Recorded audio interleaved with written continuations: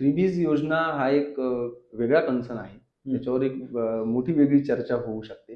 परंतु आता मागच्या काळात जर आपण बघितलं तर प्रत्येक सरकार त्याच्या पद्धतीने तो मतदार बनवण्यासाठी का असेना, पण या फ्रीबीजच्या योजना आणते आहे सरकार आणि त्या यशस्वीपणे राबवते आहे. परंतु मुळात मुद्दा हाच असतो, जेव्हा एखादी योजना आणली जाते, तेव्हा त्या योजनेची उद्दिष्टपूर्ती होते आहे का?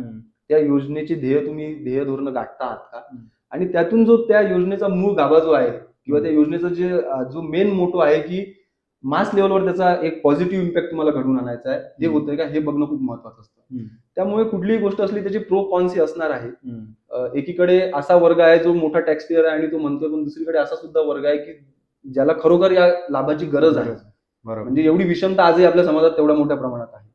आणि आज मग मुद्दा तोच आहे की जरी फ्रीबीज योजना असली तरी ती तिच्या उद्दिष्टपूर्तीकडे वाटचाल करते आहे का, तर बऱ्यापैकी करते आहे. पुन्हा मुद्दा तोच आहे की त्यामध्ये जर पारदर्शकता आली, त्याला जर अजून शार्पली व्यवस्थित पणा त्यामध्ये आणता आला, तर ती योजना अजून भारी होऊ शकते.